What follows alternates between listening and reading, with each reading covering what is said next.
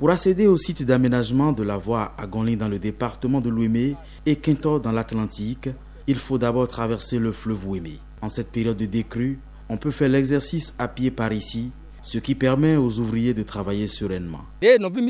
Nous éprouvons d'énormes difficultés à sortir nos produits vivriers pour les différents marchés.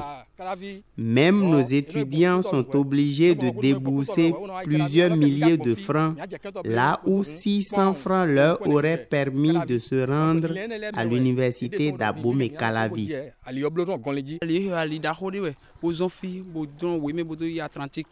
C'est une route indispensable. Nos femmes vont moins souffrir désormais et c'est pratique. La route, longue d'une trentaine de kilomètres, est tracée dans le lit même du fleuve. En plus de relier deux départements du pays, elle va favoriser le resserrement de liens entre plusieurs communautés, les Ouéménous de l'Ouémé et les Aïzors de l'Atlantique.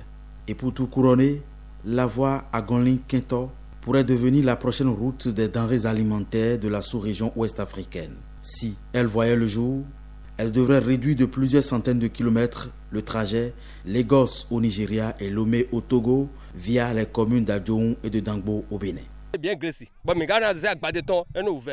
Nous sommes tous des paysans, mais il nous est difficile d'écouler facilement nos produits. Les commerçants nous reprochent de nous installer dans une zone pénible d'accès.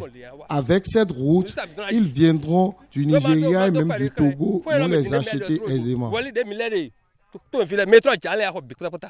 La vallée de l'Ouémé est le grenier national. Voilà que quand nous cultivons, pour amener nos produits vivriers au marché, c'est vraiment pénible pour nous.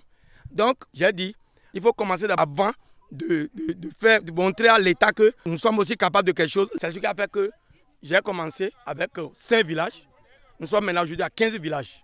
Les ouvriers engagés sur le chantier sont tous des paysans bénévoles. L'association Vignon à l'origine du projet, qui depuis bientôt 1 an ne leur assure que le déjeuner, est à bout de souffle. Si on trouve de moyens, on peut finir avant la fin de même tous ceux qui vont quitter l'Atlantique pour Ouémé-Koué peuvent passer par ici sans problème. Au lieu d'aller prendre par Cotonou pour faire 120 km, à peine 40 km, il peut le faire. Nous manquons de soutien. Aidez-nous à joindre les deux bouts. Soutenez-nous financièrement, cela nous soulagerait énormément.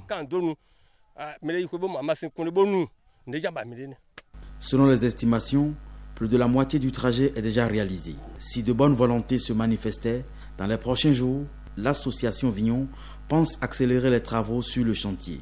Alors, les premiers camions et autres engins de transport de marchandises pourraient commencer à l'emprunter avant la prochaine saison des pluies.